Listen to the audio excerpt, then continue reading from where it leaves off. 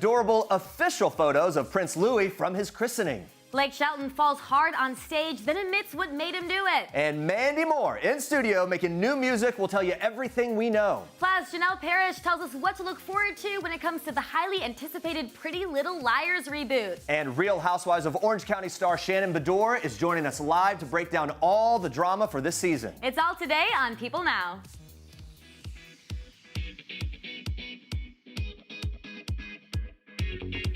Happy Monday, everyone. Welcome to People Now. Great to see you. Did you have a good weekend? I did. I wasn't really ready to come back, but here we are. Here we are. We're doing it, and we got a lot to get to. Excited to be here. Let's jump right into what you need to know and what's trending for today. In a newly released portrait from Prince Louis's christening last Monday, the youngest royal is laughing out loud in the arms of proud mom Kate Middleton. Now, on Monday, the office of Prince William and Kate said in a statement, quote, "Their Royal Highnesses hope that everyone enjoys this lovely photograph of Prince Louis as much as they do." And he's absolutely adorable there. In another special photo of just mother and son released on Sunday, the prince, who was born in April, looked alert despite being asleep at the start of that ceremony. So he ended up coming around to the whole thing. A series of family portraits were also released on Sunday, which were taken after the christening in and outside of Clarence House, which is where Louis's grandpa, Prince Charles, and Camilla, Duchess of Cornwall, live in London.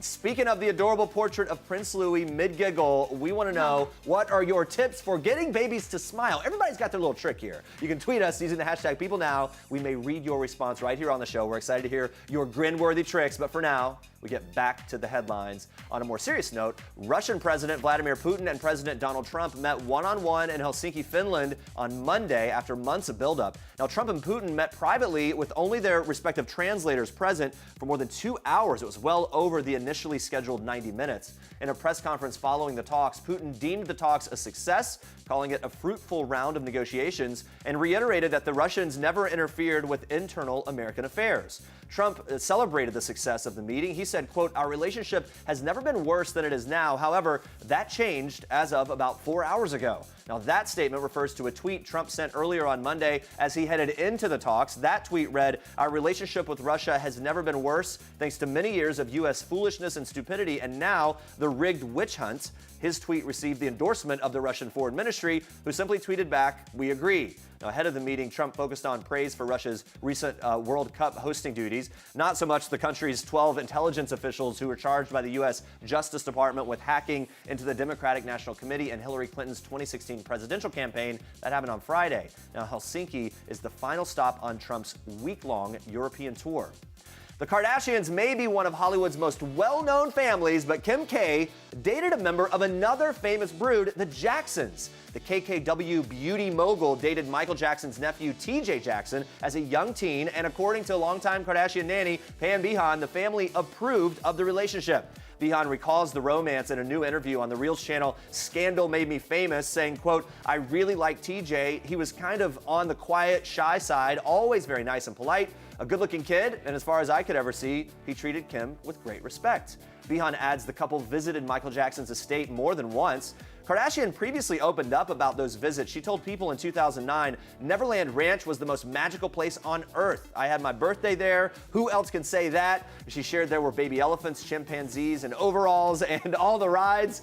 She added, "It was everything you can possibly imagine." She says, "The memories I have from that place will last the rest of my life." Now, although things ultimately did not work out between Jackson and Kardashian, Beehan thinks that they may have had a future. She tells the show, "I honestly thought that they would get married." She said, "I really did think it."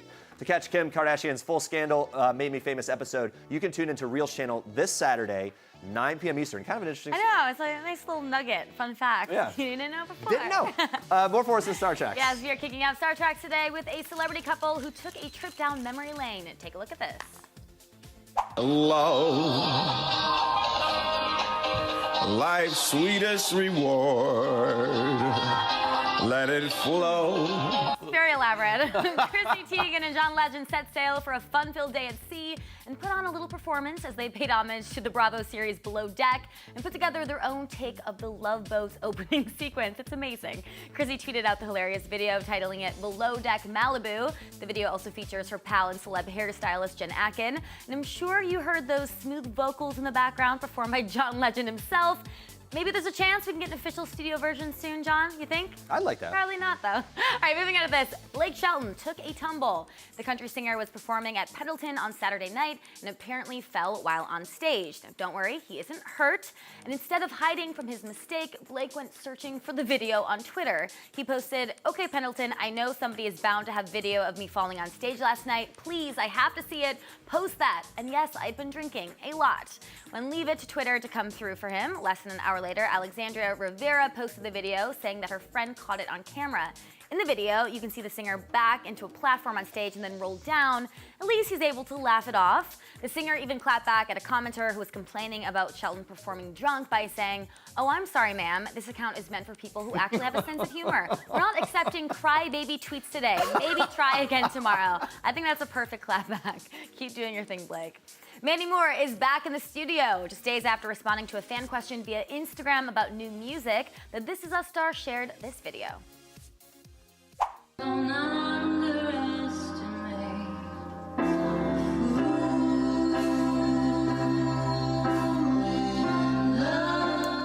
Very soothing. She wrote, "Getting back to it, it's time, I miss it. I'm not scared anymore. No more excuses, no more allowing someone else's insecurities to dictate my relationship to music and singing." Boom. She went on to add, "This is just a little demo of something Mike Viola and I worked on yesterday, but still, it's a start." Now, Mike Viola is a Grammy-nominated producer and songwriter, best known for his work with Mandy's ex-husband, Ryan Adams. Now, this is, of course, huge news to fans of Moore's music, since her last album came out nearly a decade ago in 2009. I don't know about you, I'm pretty excited for some new Mandy music. I think it's gonna be great. Those are your star tracks for today. Especially if it sounds like that, right? It's got I a know. smooth little vibe. I like that. Stay with us. We have a royal weekend recap. We're breaking down everything you might have missed during Kate Middleton and Meghan Markle's first solo outing. Plus, Real Housewives of Orange County star Shannon Beador is here live. She's filling us in on all the drama we can expect this season. Can't wait for that.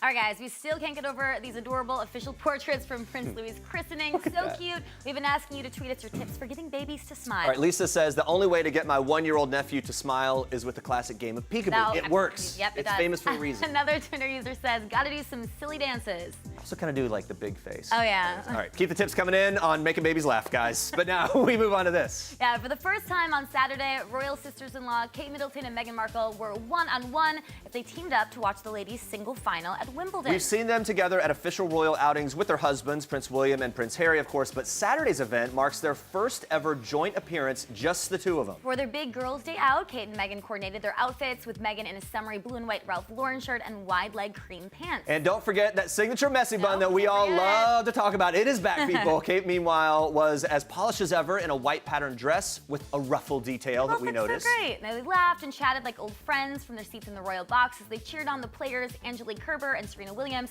who is a close friend of Meghan. Yeah, Angelique ended up winning the championship. Now, afterward, runner-up Serena gave an emotional speech to the crowd. She said in part, quote, "I was really happy to get this far. For all the moms out there, I was playing for you today." I love that. Now that we've seen Kate and Meghan one-on-one, royal watchers can't resist comparing them to another set of royal sisters-in-law, Princess Diana and Sarah Ferguson, better known as Fergie. Yeah, loving these throwback photos. Now, these are from 20 years ago at Wimbledon, 1988 and 1989, when Diana and Fergie watched matches from the royal box, just like Kate and Meghan did. Yeah, now Fergie was married to Prince Charles's brother Andrew until they divorced in 1996, a year before Diana's death. She told Harper's Bazaar in 2007 that nobody made her laugh like Diana did, and she said they were best friends, even like siblings. So definitely some similarities here. It'll be interesting to see, though, how Kate and Meghan's relationship evolves. Since she's such a big tennis fan, Kate couldn't resist getting in one more day of Wimbledon fun.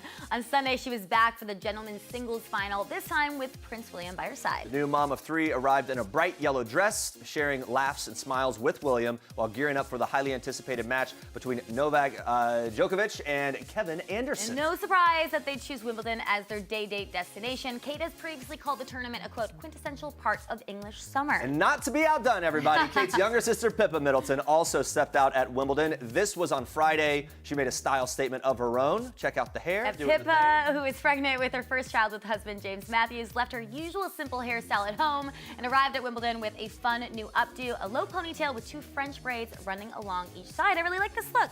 All right, now watch this. I'm joining the faculty at BHU. You got friends here? Don't know a soul. Mona, I brought pie. All right, guys, Pretty Little Liars fans are getting pumped because some of their favorite Rosewood faces are back for a spin-off called The Perfectionist. Yep, I just sat down with Pretty Little Liars star Janel Parrish, who is making her return as the infamous Mona for that reboot. She filled me in on all the drama that we can expect this time around. You're definitely going to see Mona and Allison, Right. but we are hoping, I can't make any promises, but we're hoping we're also going to get some old Rosewood residents to come over to Beacon Heights and make some appearances. Similar plot lines, completely Very new. similar. Okay. It's a new town. You know, it's a couple years later. Mona and Allison find themselves in a new town, a new mystery, some new faces. What's the name of the town? Beacon Heights. Oh, Beacon Heights. Yes, Okay, yeah. Beacon Heights. And a new mystery comes their way, and they kind of have to learn to trust each other again in order to figure out who did what. I mean, of course, there's got to be a murder, There's a right? mystery, Because murder it's still mystery. Pretty Little Liars, Yeah, so there right. has to be a murder. Is Beacon Heights a more classy neighborhood? It's definitely a more classy neighborhood with what meets the eye. It's a lot of people living in this seemingly perfect town, all trying to be perfect. Okay. But underneath the surface, I think it's even edgier, a little bit more risque than the residents of Rosewood. I love- It's a lot more drama. I think this is going to be a really good reboot. I'm excited. Absolutely. Now, other than gearing up for the new TV show, Janel Parrish is also getting ready to be a bride. She is walking down the aisle in just about 2 months and revealed what she's most nervous about for the big day. The main concern right now is such a bride concern of just like, will I look good in my dress? Oh, okay. You know, like, Is it like start working out, like really right. getting it together for the next couple months. That's literally the only thing I'm stressed out about. And as your fiance, is he sort of like hands-on or hands-off? I don't know. What's the dynamic there? Does You he know have... what? He is so great. I feel like he understands me so well that he's like, oh, babe, you want the flower? All right, you decide on the flowers. Okay, you decide on the shoes. And then when I'm like, hey, the contract came, he's like, give it to me. Got Let me it. read it Yeah, because right. you suck at Over this. this, I'm like, yeah, you right. look at the fine print.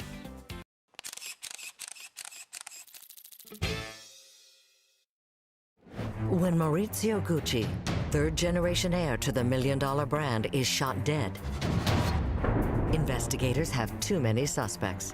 Guys, on March 27, 1995, Maurizio Gucci was murdered as he climbed the stairs into his office right outside of his Milan apartment. The 46-year-old was gunned down by a seemingly professional killer. Yeah, here to break down what unfolded next and what to expect in the upcoming People magazine investigates crimes of fashion is People magazine deputy editor Dan Wakeford. Welcome, Dan. How are you? Hey, Dan. Good, thanks for having me. Yeah, great to see you. Look, this entire case, it's kind of convoluted. The Gucci family had a history of this kind of double-crossing, bad blood. Take us back to the very beginning. How did Maurizio come into ownership of the Gucci brand? Well, first of all, he was born as a Gucci, so Right. he was involved in the family, but there were a lot of family members. There were cousins, there were brothers, and so there was a real fight for power of Gucci, and he, undercover, bought all of the cousins' shares and became full control of the company, and this involved a lot of bitterness. There were 18 lawsuits at one stage, millions of dollars being spent on trying to get control back of this company. Ultimate double cross, right? Totally. This caused major drama, because especially within the whole family. That's I mean, crazy. it was money, power, glamour, fashion, models, celebrities, and it's extremely intriguing. So scandalous. Now, Maurizio's wife, Patrizia, was found guilty for his murder, spent 18 years in prison. So what led police to believe that she did it? Well, she had a motive. She'd been totally heartbroken by him. She had a fabulous life with him. They'd been married for about 12 years, and they were the J-Lo and A-Rod of their day in Italy. They lived in a fabulous mansion. They used to hang out in New York with Jackie Onassis and Audrey Hepburn. They were the glitz and glamour of the world. They had a yacht with black eel skin interiors. Oh, wow. Suddenly, Casual. Yeah. one day he went on a business trip and didn't come home and went to live with a younger woman, leaving her to bring up her children. So there was very, very much bitterness. And when he died, she openly said, I'm quite happy about this. Wow, that's incredible. So she ends up spending 18 years in prison. Did she ever confess? And now that she's out, what's she doing? She never confessed. And still says she's innocent. She now lives in Milan and is spotted out shopping a lot of the time. And she talks in the documentary, which is incredibly intriguing. She was spotted out with a parrot on her shoulder often. She's a very vivacious lady. And she does say that if she had the chance to speak to him now, she would ask for her forgiveness. but she doesn't say that she is guilty. Well, thank you so much, Shannon, for being here. You guys to hear even more about this case, tune in to People Magazine Investigates Crimes of Fashion on Monday on Investigation Discovery. Let's get this party started! Woo! Oh! Not on the glass, not on the glass! Jamaica! Come on! You don't risk it, you won't get the biscuit. You gonna kiss me? It's like you gotta ring it to dance. Goodness. Yes, there we go. The party started. The OGs of Bravo are back for the 13th season tonight. The ladies of Orange County not holding anything back. Yeah, and joining us live to break it all down is Shannon Beador. Thanks for being here. Nice to see you again. It's great to see you. We want to ask you about this really quickly at the very top before we dive into everything going on. Luann de Lesseps just told People exclusively, we just found this out before we came in here, that she won't be attending the New York City reunion because she checked back into rehab. Look, that's news, and obviously she's on a different show, but as a member of the Bravo family, what are your thoughts and feelings about going through something like that so publicly? Well, it's difficult. I mean, anything as personal as that is very hard to go through in the public eye.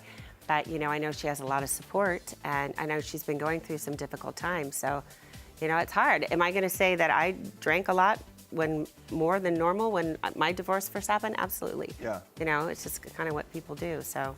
Yeah, there's a relatability to it, and obviously we wish her the best. Yeah, and switching gears here. So last season of Orange County was tough for you. We saw you go through all of that with the divorce and everything. Any hesitations on coming back? What went into that decision? Oh, no, none at all. You know, I have to say that this season, you're going to see the highs and lows and kind of me adjusting to being a single parent and a single mom and trying to start a business and, you know, live independently. And you'll see ups and downs. But today, I can say that I'm in a great place. I'm surrounded by amazing people and opportunities I'm very grateful for. Well, I was going to ask you about that. In the trailer, we sort of see you take the wedding ring off. There's just sort of this, it's very kind of, we see symbolically that, wow, this thing is really, you're going through it, it's ending. Right. And you said that you're in a good place now. Are you still speaking to David, or what's the relationship status? We're plugging away. Yeah. We're getting through it. So, you know, we're doing the best we can.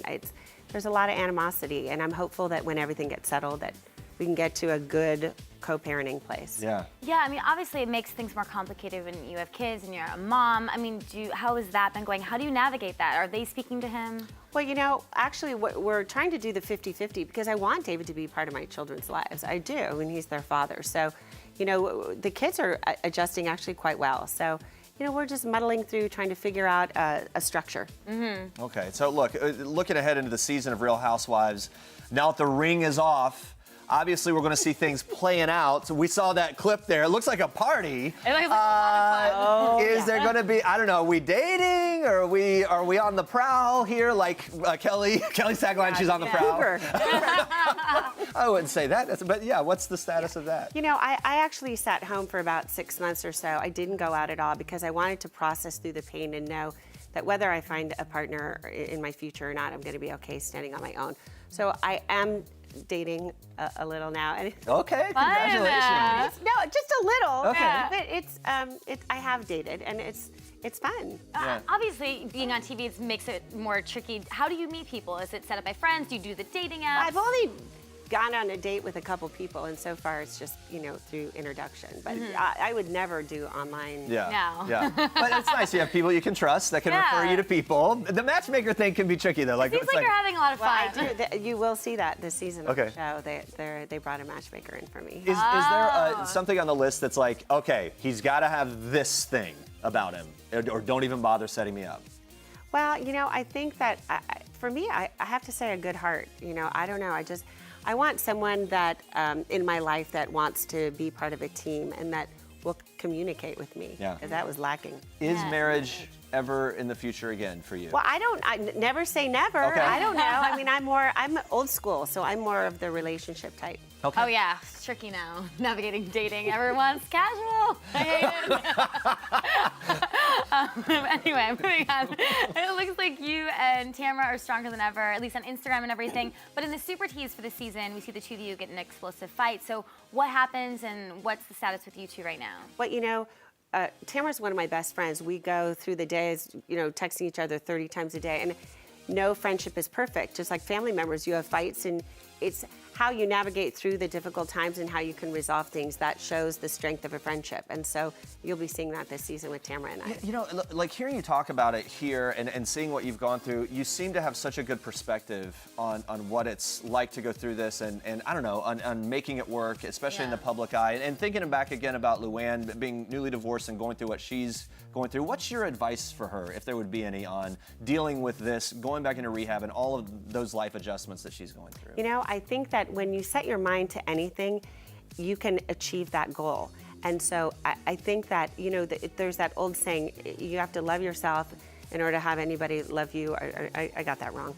But, you know, you have to get to a point where you're happy living in your own skin. And it's possible. Yeah. I mean, I was at just a really low, miserable point, and I'm ecstatic to where I am today. Hey, you seem like you're in an amazing place. Would you ever reach out to Luann and kind of? Oh, absolutely. I know Luann, so absolutely, yes. I mean, this is news to me today, so absolutely. Yeah. Okay. And so maybe, who knows? Maybe you guys may talk sometime soon in the future. Absolutely. Reconnect about all this. Well, we hope for that for sure. Before we go, we did see, and there was a reaction from you even as we watched at the very beginning in the trailer. You and Vicky, a little kiss going on, some kissing action. Yeah. Anything we should know, or? Well, you know what? I had been cooped up for about 6 months. So we're all excited to see what we did in Mexico. Oh, wow. I acted like a 21-year-old. There it is. There's some of it. There is some of it right there. It started off with her falling on me and then peeing in her pants about this time. So we knew that was going to be crazy. Hey, sometimes these things just happen. Yeah. Shannon, thank you so much. Thank you for I'm excited having for me. the season. Looks Thank like you you. had a good time. The Real Housewives of Orange County premieres tonight at 9/8 Central on Bravo. All right, guys, coming up tomorrow, more from K-pop band GOT7. They're revealing the craziest thing a fan has done to get their attention. Plus, Liza Koshy is here live, spilling all the details on her first scripted series, Liza on Demand. You do not want to miss it. Thank you so much for watching, and we'll see you tomorrow. Bye, guys.